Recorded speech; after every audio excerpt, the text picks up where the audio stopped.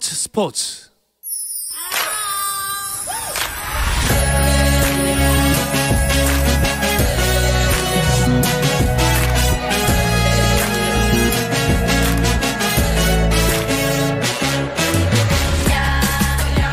목요일에는 해외 축구 이야기와 함께하고 있죠. 라디오의 발롱도르를 꿈꾸는 이건 김정용의 랄롱도르 시작하겠습니다. 풋볼리스트 김정용 기자와 먼저 인사 나누겠습니다. 안녕하세요. 안녕하세요. 김정용입니다. 네, 그리고 멀리 영국에 있는 이건 기자 연결합니다. 안녕하세요. 네, 안녕하세요. 이건입니다. 네, 이건 기자. 토트넘은 지난주에 꼭 감독을 바로 선임할 것 같더니 아직도 감독 선임이 안 됐나 봐요. 네, 지난주에 바로 그 다음날 발표가 나지 않겠느냐라고까지 말씀을 드렸는데 갑자기 틀어지면서 여전히 감독이 공석입니다. 일단 시작은요 4월 19일인데 토트넘이 조세 무리뉴 감독을 정지를 하면서 네. 일단은 시즌을 라이언 메이슨 코치에게 맡기고 감독 대행을 하겠다라고 하고 2020-2021 시즌을 마쳤습니다. 그리고 이제 본격적으로 감독 선임 행보에 들어갔는데요. 그 사이에 율리안 나겔스만, 브렌단 로저스, 한지 플릭, 에릭 텐하우, 마우리시오 포체티노, 안토니오 콘테, 파울로 폰세카, 겐나로 가투소까지 계속 토트넘 감독 후보의 이름을 올렸다가 내려갔다가 올려갔다가 내려갔다가 그렇게 하다가 결국에는 아무와도 사인을 하지 못하고 결국 지금까지 공석으로 한 2달 이상 공석으로 남아 있습니다. 김정용 기자, 이러다가 토트넘 그냥 감독 없이 시즌 시작하는 거 아닙니까? 무슨 만화에 나오는 것처럼 선수경 감독 이런 게 케인이 벤치에 있다가 이제 나가서 뛰고 일단 폰세카 감독의 영입이 될 뻔한 것처럼 보였는데 계약이 취소된 이유는 연봉 문제 때문이라고 알려져 있는데요. 지금 그 전까지 이탈리아의 AS 로마 감독이었는데 이탈리아는 그 외국인 고급 인력을 유치하기 위해서 세금 혜택을 줍니다. 근데 토트넘이 사실은 이 폰세카 감독의 연봉을 보전해 주려면 지금 로마보다 돈을 더 써야 되는 거죠. 잉글랜드는 그 세금 혜택이 없으니까 이 문제 때문이라고 알려져 있고요. 그리고 나서 가투소 감독과 협상을 진행했는데 팬들이 강하게 반발을 했습니다. 이유가 뭔가요? 가투소 감독이 우리가 선수 시절부터 터프가이라고 알고 있긴 한데 그래서인지 여러 어록에서 성차별적이고 인종차별적인 언행을 많이 했다라는 이유에서 반발한 점도 있고 선수 시절인 딱 10년 전에 그 토트넘과 이 사람의 소속팀이었던 AC 밀란의 경기에서 당시 토트넘 코치의 목을 막 밀치면서 싸운 적이 있어요. 악감정이 굉장히 심한 사람이었습니다. 예, 토트넘에 그 사람만큼은 불러올 수 없다라는 팬들의 반대가 있었군요. 이건 기자, 그 현지에서는 이 상황에 대해서 어떤 얘기들이 나오고 있나요? 현지에서는 이제 기본적으로 그러니까 토트넘에 대한 비판이 주류를 이뤘다가 이제는 비판을 넘어서 조롱 섞인 반응까지 나오고 있는데, 몇몇 매체들은요, 토트넘의 지금 감독, 루머라든지 이런 쪽에 있는 사람들의 현역 시절 포지션을 보면 지금의 토트넘을 이길 수 있는 베스트 11을 구성할 수 있다라면서 콘테라든지 가투소를 미드필더에 놓고 이런 식으로 위르겐 클린스만 이야기도 있었으니까 최전방에 놓는 식으로 해서 이 감독들이면 우리가 챔피언스 리그도 우승할 수 있다라는 조롱 섞인 반응도 나오고 있고요. 그러면서도 이제 이적 시장에서 지금 토트넘의 감독 찾기 여정이 너무 아마추어적이고 너무 코미디 같다. 이거는 있을 수 없는 일이다라는 비판과 함께 현재 다니엘 레비 회장 이제는 팀을 떠나야 되지 않겠느냐. 레비 회장 나가라라는 그런 비판의 목소리가 더욱더 커지고 있습니다. 아니 사실 김정용 기자 아까 제가 한 말씀이 농담이 아니라 진짜 감독 없는 팀이 될 수도 있겠어요. 근데 그런 일은 있을 수는 없죠. 현실적으로 거의 불가능하다 봐야 되고요. 그래서 이제 새로 거론되는 이름들이 여전히 또 나옵니다. 현재는 이제 세비야라는 팀의 감독을 하고 있는 훌렌 로페테기라는 스페인 감독이 거론이 되는데 경력이 상당히 화려한 사람이에요. 스페인 대표팀 레알 마드리드 여기선 잘 되진 않았지만 여기를 거쳐서 지금 세비야에서 좋은 경력을 갖고 있는 사람인데 세비야라는 구단의 회장이 직접 공개를 했습니다. 로페테기 감독을 영입하기 위해서 토트넘이 접근해온 게 맞다. 그런데 로페테기 감독이 나한테 전화를 걸어서 토트넘 안 간다라고 말을 했다. 이렇게 공개를 했어요. 그러니까 토트넘 입장에서 상당히 굴욕적인 방식으로 퇴짜를 또 맞았다는 게 공개가 돼버린 거죠. 진짜 이제 조롱이 나올 수밖에 없는 상황까지 갔는데 이건 기자, 손흥민 선수가 시즌 준비하는데도 좀 쉽지 않은 상황인 것 같아요. 빨리 감독이 선임돼야 할 텐데 말이죠. 네, 그렇습니다. 아무래도 감독이 선임돼서 감독의 그런 철학이라든지 감독의 전술 방향이라든지 이런 것이 나와야지 선수들도 거기에 맞춰가지고 이제 뭐 마음의 준비를 한다든지 몸도 끌어올려야 되는데 이제 그런 부분에서 조금은 차질이 있을 수가 있고요. 그래도 일단 손흥민 선수도 그렇고 이제 토트넘의 대부분의 선수들이 물론 이제 유로라든지 코파 아메리카에 나간 선수들을 제외하고는요 대부분의 선수들이 휴가를 즐기고 있는 상황입니다. 뭐 일단 모든 선수들이 자신의 루틴대로 휴가를 즐기면서 몸도 휴식을 하고 그리고 틈틈이 몸을 끌어올리는 시간이고 한 7월 중에 영국으로 이제 손흥민 선수도 돌아갈 예정인데 네. 그때까지 그러니까 토트넘 감독이 정해지지 않더라도 자신의 그런 역량을 보여주기 위한 기초적인 체력을 다시 쌓아 올리고 있기 때문에 지금은 아직까지는 그 역량이 크진 않지만 영국 돌아가서는 빨리 감독이 선임돼서 최대한의 모습을 보여주려고 노력을 해야 되겠죠. 네, 일단 뭐 이건 기자가 말씀하신 대로 지금 휴가 기간들인 것 같아요. 네. 그러니까 프리시즌이니까 7월까지는 노는 거죠, 거의. 그렇죠. 네. 뭐 올림픽 같은 변수만 없으면 네. 거의 다 놉니다. 네. 근데 이제 토트넘이 첼시와 아스널과 함께 무슨 이벤트를 한다고요? 네. 원래 여름에 이제 경기가 없으니까 예. 훈련만 하는 게 아니고 훈련 겸 전 세계를 돌면서 이벤트 경기를 해서 관중 수익도 벌고 홍보도 하고 보통은 예. 그렇게 해왔죠. 한국에도 뭐 메뉴, 유벤투스 이런 팀들이 왔던 적이 있고요. 그런데 올여름은 코로나19 때문에 해외 이벤트 뭐 투어가 어렵다 보니까 네. 런던 안에서 이웃 구단들끼리 자선 이벤트로 대체하자 이런 약속을 했다는 소식이죠. 그래서 런던에 연고지를 둔 토트넘, 아스널, 첼시 이 빅클럽 3개가 네. 그 자선 단체인 마인드라는 정신건강 치료에 관련된 자선 단체와 협약을 해서 기부를 하는 이벤트를 하겠다라는 얘기고요. 그래서 손흥민 선수는 이제 프리미어리그가 시작되기 전에 8월 4일에 첼시와 8월 8일엔 아스널과 네, 먼저 경기를 하면서 벌써부터 미리 보는 빅매치를 치르게 됩니다. 재밌겠어요, 이것도. 그리고 나서 8월 며칠인가요? 맨시티와의 개막전이 기다리고 있는 거죠. 이건 기자, 며칠인가요? 네, 정확한 시간은요. 한국 시간으로 8월 16일 오전 0시 30분입니다. 이제 프리미어리그가 현지 시간으로 8월 14일부터 다음 시즌 이제 시작이 되게 되는데 그러면서 각 팀의 경기들이 중계 상황에 맞춰가지고 따다닥 이렇게 배치가 되면서 네. 토트넘과 맨시티, 토트넘 하스퍼 스타디움에서 열리는 이 프리미어리그 1라운드 경기는요 8월 16일 오전 0시 30분에 개최가 되고요. 그러니까 이 경기를 시작으로 토트넘은 맨시티와의 홈 경기, 그리고 울버햄튼과의 원정 경기, 그리고 와포드와의 홈 경기를 치르면서 8월을 소화하게 됩니다. 그런데 이제 8월 16일이라고 해도 2달도 안 남은 거잖아요. 네, 그렇죠. 뭐 토트넘은 지금 감독도 없고. 네. K는 지금 어떻습니까, 거취가?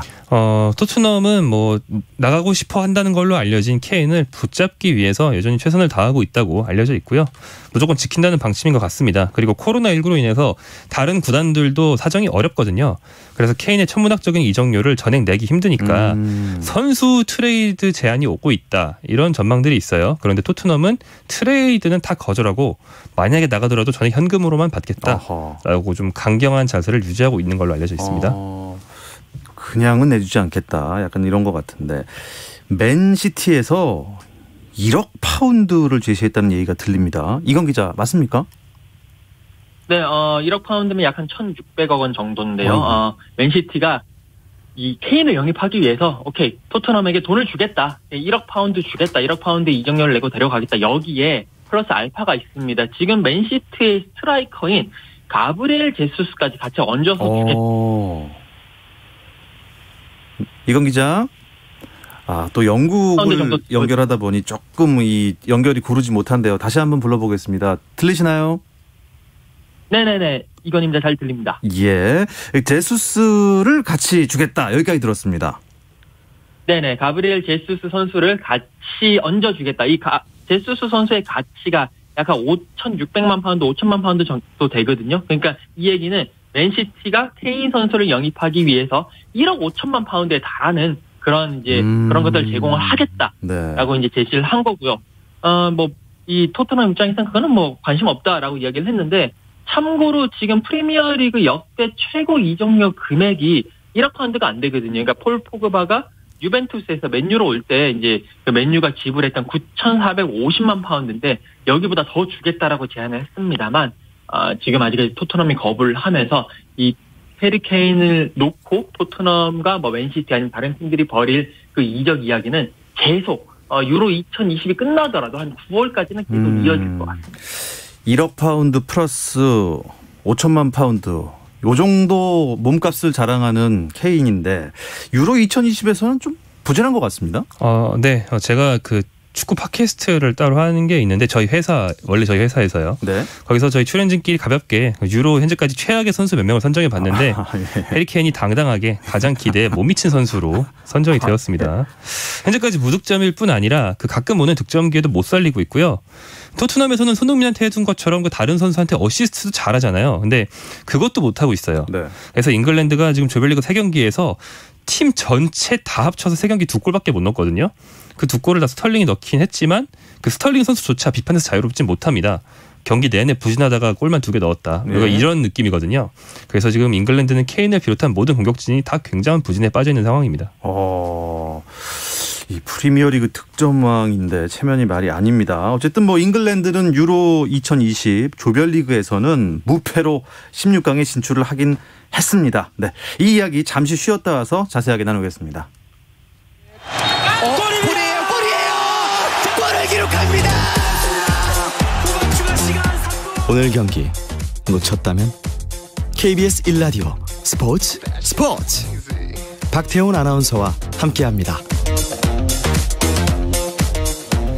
네, 해외 축구 이야기를 나누고 있습니다. 라디오의 발롱드르 이건 김정용의 랄롱드르 듣고 계시고요. 풋볼리스트의 김정용 기자 또 영국에 있는 이건 축구 전문 기자와 함께하고 있습니다. 제가 말씀드렸지만 잉글랜드 무패로 16강에 올랐습니다. 네, 단 2득점 무실점 2승 1무로 16강에 올랐는데요. 잉글랜드의 그 3경기가 유로 조별리그 통틀어서 가장 재미없는 3경기다라는 얘기를 듣긴 했지만 예.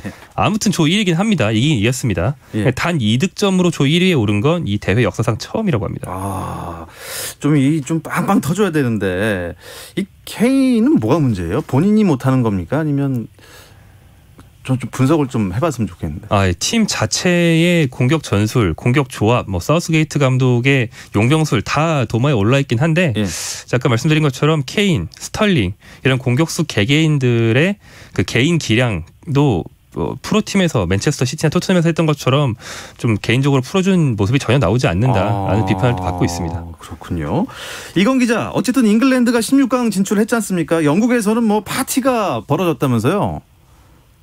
네, 일단 기본적으로 16강 진출 때문에 특히나 파티가 벌어졌다기보다는 지금 이 영국 현지가 그 백신 접종률이 올라가면서 계속 그 확진자가 줄어드는 추세였습니다. 그러면서 영국 정부도 이 봉쇄를 완화를 하고 특히나 바깥에 있으면 그리고 거리만 유지된다면 마스크를 쓰지 않아도 된다라는 뉘앙스의 그런 광고들, TV 광고들이라든지 이런 것들을 계속 내보내고 있습니다. 그거에 따라서 이 영국 사람들이 너무 말을 잘 들어가지고 바깥에 있으면 거의 마스크를 쓰지 않고요. 여기에 유로 2020이라는 큰 이벤트가 열리면서 여러 가지 이제 펍에도 사람들이 몰려들고요. 또 이 런던 중심의 명동 같은 트라팔가 스퀘어에서도 이런 팬페스트 현장을 만들어서 사람들이 몰려들게 하면서 계속 그런 파티를 즐기고 있는 거죠. 그렇기 때문에 또 마스크 안 쓰고 이 거리두기 유지가 이제 완화되니까 사람들이 접촉이 늘어나고 하면서 지금 백신 접종률이 올라감에도 불구하고 다시 하루 확진자가 치솟고 가장 최근에 어제 하루 확진자는 코로나19 하루 확진자가 16,000명까지 육박하는 또 그런 상황에 놓여 있게 됐습니다. 거울로 삼아야 돼요. 백신 접종률이 높더라도 어쨌든 방역에는 좀 신경을 써야 될 것 같습니다. 조심하고 계시겠지만 이건 기자 좀 조심하셨으면 좋겠습니다. 예. 네. D조를 좀 볼게요. 유로 2020. 16강에 3팀이 올랐습니다. 네, 말씀드린 대로 조 1위 잉글랜드는 당연히 올랐고요. 조 2위 크로아티아도 올랐고 다음에 체코가 조 3위지만 16강에 올랐습니다. 이 유로는 우리가 94년도 월드컵까지 한국 대표팀이 많이 따졌던 그 경우의 수를 따지면서 네. 각조 3위가 와일드카드로 올라갈 수 있게 돼 있거든요. 근데 총 6개 조인데 6개 조 3위 팀 중에서 4팀이나 올라갑니다.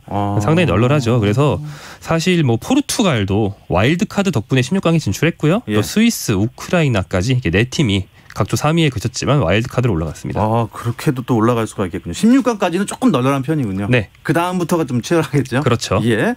이건 기자, 덴마크가 또 16강에 진출했네요. 네, 이번 유로 2020에서 기적을 쓰고 있는 기적의 아이콘 덴마크인데요. B조 마지막 경기 22일 새벽에 열렸습니다. 덴마크는 홈에서 러시아와 맞붙었는데 일단 경기 시작하기 전까지 덴마크는 승리가 없으면서 조 4위, 조 꼴찌였으며 누가 봐도 16강 탈락이 상당히 유력한 상황이었는데 일단 덴마크 입장에서는 러시아를 누르고 난 이후에 핀란드, 벨기에와의 경기 결과도 봐야 되고 러시아와의 골 득실도 봐야 되고 하는 상당히 경우의 수에서 최악의 경우에 놓여있는 그런 상황이었습니다. 이제 그런 상황에서 덴마크 선수들 첫 경기 그때 핀란드전에서 쓰러진 그 주장 크리스티안 에릭센을 위해서 선수들도 그렇고 경기장을 가득 메운 팬들도 그렇고 서로 합심해서 열심히 뛰었고 결국 4대1로 승리를 했습니다. 그리고 동시간에 열렸던 핀란드와 벨기에 경기, 핀란드가 벨기에에게 0대2로 지면서요. 덴마크, 핀란드, 러시아 이 세 팀이 모두 1승 2패, 승점 3점으로 동률을 이뤘고요. 네. 그리고 이제 서로 간의 골 득실 차에 의해 가지고 덴마크가 조 2위로 올라가면서 그러니까 90분 만에 조 꼴찌에서 조 2위로 올라가는 기적을 연출을 하면서 극적으로 16강에 올랐습니다. 이야, 그렇게 해서 일단 뭐 16강 진출팀이 다 가려진 거죠? 네, 오늘 새벽에 이제 끝났죠. 오늘 새벽에 관심 갈 만한 경기가 많았어요. 네. 먼저 스페인이 앞선 두 경기에서 이 무승부에 그쳤기 때문에 오늘 새벽에 못 이기면 탈락하는 거였는데 슬로바키아를 상대로 마침내 공격이 터지면서 5대0 대승을 거둬서 16강에 올랐고요.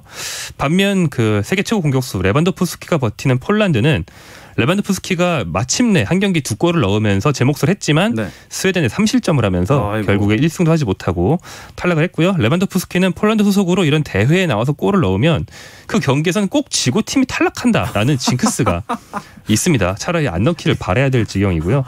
가장 관심이 모인 게 오늘 새벽에 죽음의 조였는데 F조였습니다.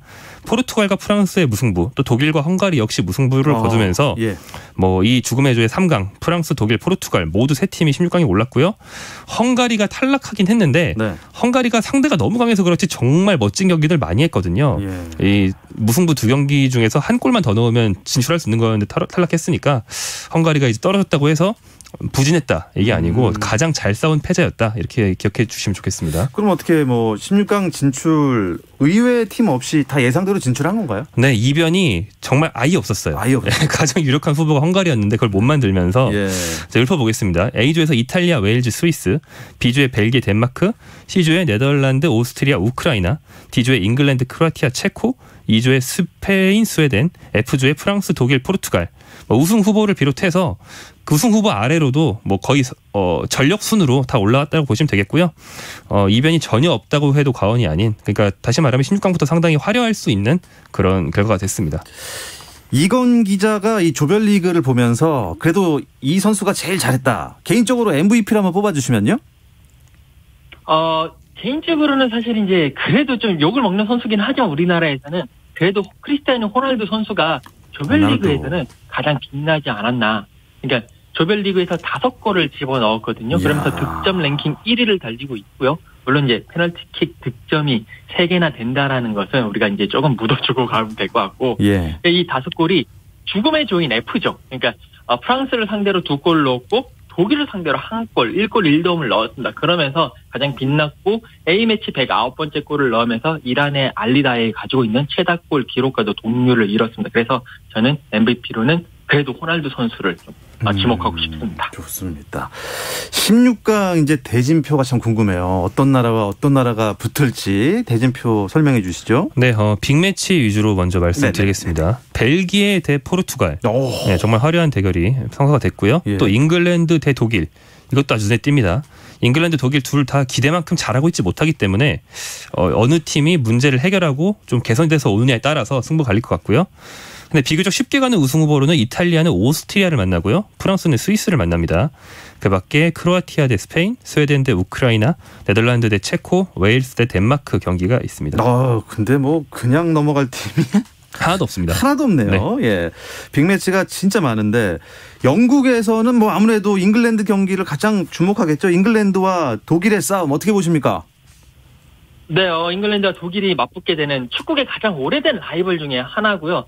잉글랜드 현지 분위기는 이제 그 F조 경기 하기 전에 은근히 차라리 독일과 맞붙었으면 좋겠다. 이제 16강 상대로 그런 식으로 기대하는 분위기였습니다. 그러니까 프랑스는 월드컵 우승하면서 이젠 조금 힘들어질 것 같고 포르투갈은 또 호날두라든지 또 뭐 베르나르도 실바, 브루노 페르난데스 등 그 프리미어 리그에서 뛰고 있는 선수들이 많기 때문에 껄끄럽다. 차라리 독일과 맞붙어서 한번 제대로 한번 붙어보자. 라는 그리고 흥행도 시켜보자. 라는 그런 분위기가 많고요. 뭐 김정영 기자가 이야기한 대로 잉글랜드도 그렇고 독일도 그렇고 서로 경기력이 안 좋기 때문에 이번 경기를 기회로 서로를 밟고 경기력 회복해서 결승전까지 쭉 가겠다라는 그런 의지가 잉글랜드, 영국 현지도 그렇고 독일 현지도 그렇고 다들 서로를 밟겠다라는 그런 의지가 충만해 보여요. 그럼 이 16강전에서 만난 상대편 나라를 꺾으면 그 나라는 그냥 탈락입니까, 김정영 기자? 그렇죠. 이제부터는 단판 승부니까요. 단판 승부요? 네. 월드컵처럼? 네네. 뭐 원정 뭐 이런 거 없이요? 네, 한 판씩만 합니다. 한 판씩만 하는군요. 어우, 야, 이 빅매치들 결과가 정말 주목이 됩니다. 이건 기자는 지금도 프랑스 우승을 점치시나요? 지금 뭐 프랑스가 우승을 아직까지는 할 거라고는 믿음은 가지고 있는데 16강 대진을 보면 프랑스가 조금 어려운 길을 걸어야 돼요. 프랑스가 속한 그쪽이 왼쪽이 프랑스 외에도 이탈리아, 벨기에, 포르투갈, 스페인, 크로아티아가 다 몰려 있습니다. 그러니까 프랑스가 스위스 꺾고 올라가더라도 8강에서 이런 팀들과 맞부딪힐 수밖에 없기 때문에 네. 어찌 보면 프랑스 입장에서는 조금 일찍 강팀들을 만나서 힘을 소진해가지고 힘 다 써서 떨어질 수 있는 그런 결과가 나올 수 있거든요. 그렇기 때문에 약간 프랑스의 우승 가능성이 떨어지는 것 같고 반면에 네덜란드가 대기눈이 되게 좋습니다. 네덜란드가 16강이 체코를 만나고 8강에서 올라간다면 웨일스와 덴마크 승자와 만나기 때문에 상대적으로 떨어지는 팀들이거든요. 그래서 대신 눈으로 보면 네덜란드가 조금 더 탄탄대로를 걸을 수 있을 것 같고요. 그래도 저는 계속 끝까지 프랑스의 우승을 그래도 한번 믿어보도록 뭐 네덜란드인 것처럼 말하다가 갑자기. 네. 그러니까 네덜란드 우승할지도 모르겠는데 어차피 우승은 프랑스다. 네. 김정현 기자 어떠세요? 저는 번복하고 싶은데요. 네. 조별리그에서 프랑스가 왔다 갔다 했습니다. 특히나 포그바 선수가 한 경기 잘하고 한 경기 못하고를 반복했거든요. 예. 제가 계속 얘기하는 게 최근 제일 흐름이 좋은 팀은 이탈리아인데 네. 만약에 두 팀 다 순항을 하면 이탈리아와 프랑스가 4강에서 만납니다. 이탈리아가 지금은 좀 더 전력이나 뭐 완성도 모든 면에서 앞서지 않나 싶고요. 여러분 이탈리아가 예전처럼 재미없는 이탈리아가 아니고 정말 공격적으로 재밌게 하는 이탈리아니까 이탈리아 경기 새벽이지만 좀 챙겨보시면 분명히 잠을 좀 설친 값을 할 것 같습니다. 그러면 김정영 기자는 이탈리아가 우승할 것 같다는 얘기입니까? 그래도 결국은 프랑스입니다. 이탈리아입니다. 이탈리아 부문 옵니다. 네. 자, 네덜란드냐 프랑스냐 이탈리아냐 요 세 나라 중에 한 나라는 우승을 할 것 같다. 이랬는데 네. 엉뚱한 제4의 나라면 저희는 네. 이제 모두 다 좀 민망해지겠지만 아무튼 이탈리아입니다. 저희 사실 스포츠를 찾으시는 우리 연사분들께서 출연자분들께서 요새 아주 확률이 떨어집니다. 뭐 농구에서도 그렇고. 네, 농구에서도 네. 맞추는 분이 없어요. 제가 번복할 수 있는 만큼 자주 번복해서 풀을 넓혀놓겠습니다. 김정현 기자 주말에 있을 경기 간단하게 짚어주시면서 마무리하도록 하겠습니다. 네, 조별리그를 마친 유로가 휴식을 좀 갖고 한국 시간 일요일 새벽부터 재개됩니다. 일요일 새벽에 웨일스 대 덴마크.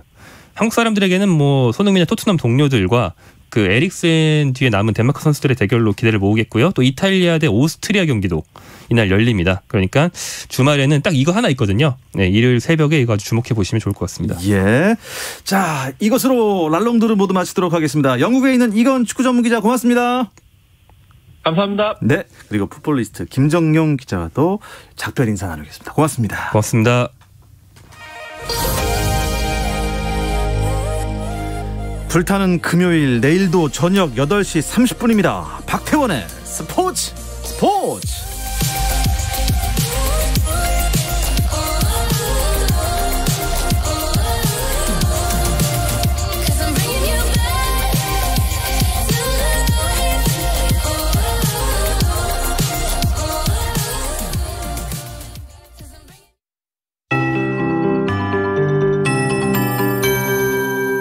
KBS 58분 날씨. 강원도